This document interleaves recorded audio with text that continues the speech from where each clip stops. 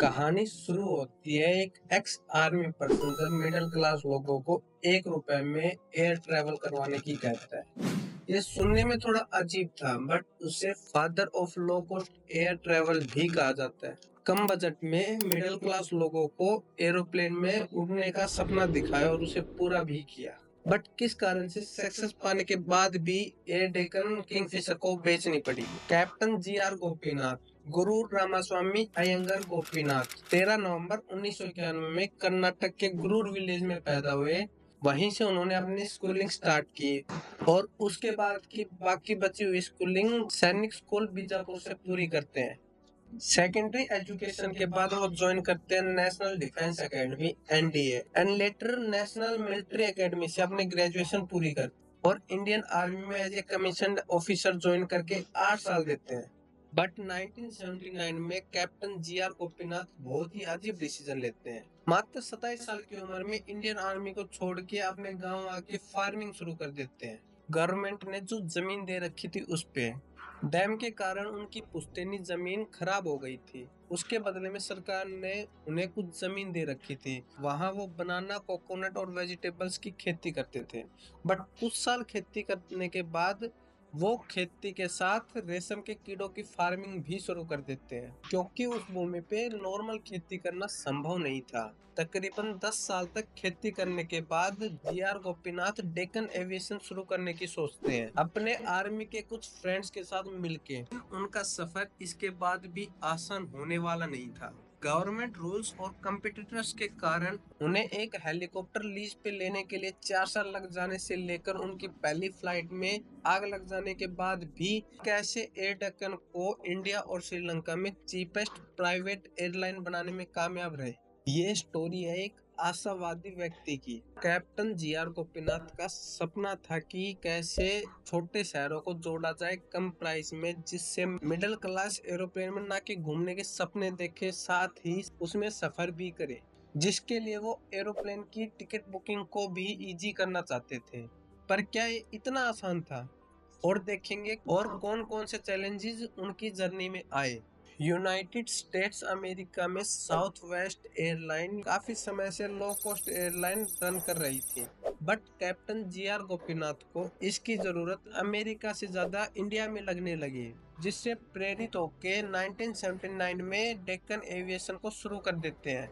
बाद में 2003 में टर्बोप्रोप एयरक्राफ्ट की हेल्प से छोटे शहरों को बड़े शहरों तक जोड़ना शुरू कर दिया, जो इंडिया में इनके सिवाय कोई दूसरी एयरलाइन नहीं कर रही थी। पहले तो इंडियन एयरलाइन, जेट एयरवेज और सहारा एयर ने एयर डेक्कन को हल्के में लिया, जिसके नतीजे में खाली सीट्स और लॉसेस के चलते उन्हें भी किराया कम करना पड़ा। जहां स्टार्टिंग में एयर डेक्कन के पास कुछ ही एयरक्राफ्ट थे, वहीं सितंबर 2007 तक उनके पास 40 एयरक्राफ्ट हो जाते हैं, जिसमें 10 ATR-42, 8 ATR-72 और 22 A320 थे।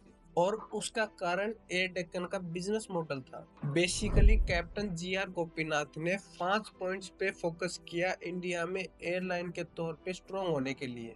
फर्स्ट, भारत के लोगों को जोड़ने के लिए एयर डेक्कन ने कम किराया रखा, जिससे लोग एयर डेक्कन के साथ जुड़ने लगे। जहां और सभी एयरलाइंस के पास हाई टिकट फेयर के चलते ज्यादातर सीट्स खाली रहती थी, वहीं एयर डेक्कन अपनी फुल कैपेसिटी के साथ उड़ान भरती थी। जहां इंडियन एयरलाइंस और जेट एयरवेज जैसी बड़ी कंपनियां भी इतने चॉइस ऑफ रूट्स प्रोवाइड नहीं कर रही थी, वहीं एयर डेक्कन 30 नवंबर 2005 तक 62 रूट्स और 44 डेस्टिनेशंस प्रोवाइड कर रही थी, जिससे उन्हें पैसेंजर्स की वॉल्यूम इंक्रीज करने में कामयाबी मिली। Third, G.R.. गोपीनाथ ने अपनी एयरलाइन में लो कॉस्ट के साथ साथ क्लास का सिस्टम भी खत्म कर दिया था। बिजनेस क्लास और जनरल क्लास को सिंगल फेयर के साथ सिंगल क्लास ही रखा, जिससे पैसेंजर्स के मन में इक्वालिटी की भावना डेवलप हो गई थी। Fourth, air Deccan safe service तो प्रोवाइड करती थी, साथ ही ऑन टाइम सर्विस प्रोवाइड करती थी, पॉइंट टू पॉइंट कनेक्टिविटी के साथ, जिससे पैसेंजर्स अपने डेस्टिनेशन पे टाइम से पहुंचकर अपने टाइम शेड्यूल को मैनेज कर पाते थे और साथ ही अपने एयरक्राफ्ट में कम से कम क्रू मेंबर रखते थे, जितने की जरूरत होती उतने ही, जिससे उन्हें एक्स्ट्रा एक्सपेंसेस को कंट्रोल करने में मदद मिलती है।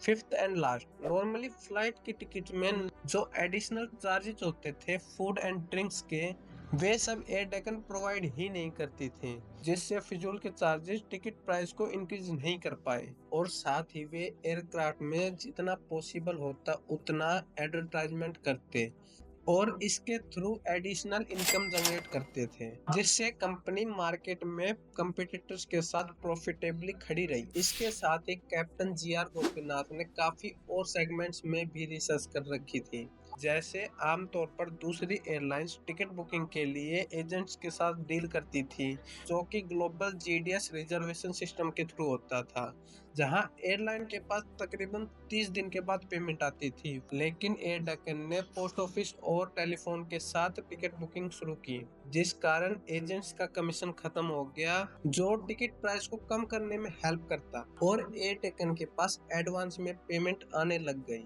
जिसकी हेल्प से airport charges, fuel, maintenance, operations और एयरक्राफ्ट लीज को क्लियर करते। एयर डेक्कन का मेन फोकस था लो फेयर, जिसके लिए आर के लेमैन को कॉमन मैन के तौर पर ब्रांड एम्बेसडर बनाया, जिससे लोगों को लगने लगा कि फ्लाइट मेड पॉसिबल।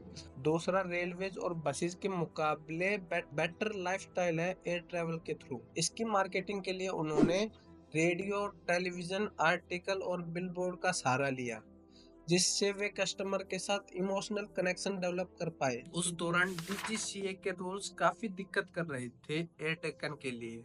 उनके अकॉर्डिंग को पायलट मस्ट भी इंडियन होना चाहिए था, और दूसरा, पायलट मींस कैप्टन जिस प्लेन को उड़ा रहे हैं उनकी 50 आवर फ्लोन होनी मैंडेटरी थी। पर उस टाइम रूल्स अपडेट किए गए थे, जिसमें अगर किसी पायलट को किसी एयरलाइन को छोड़ना है, उसके लिए उससे 6 महीने पहले नोटिस देना होगा। दूसरा, जो रिटायरमेंट की एज थी उसे 60 से बढ़ाकर 65 कर दिया था, बट इंडियन एयरफोर्स में अभी भी रिटायरमेंट की एज 60 ही थी, जिससे एयर डेक्कन को पायलट को नियुक्त करने में हेल्प मिल सकी। ये अक्टूबर 2005 तक मार्केट शेयर परसेंटेज था डोमेस्टिक एयरलाइंस का, जिसमें 35% Jet Airways, 28% Indian Airlines, 12% air Sahara और फोर्थ पे 8% के साथ एयर डेक्कन था, 6% किंगफिशर, 5% स्पाइसजेट एंड 3 अदर्स, जो कि अगले साल 2006 में बढ़कर एयर डेक्कन का 21% हो गया था।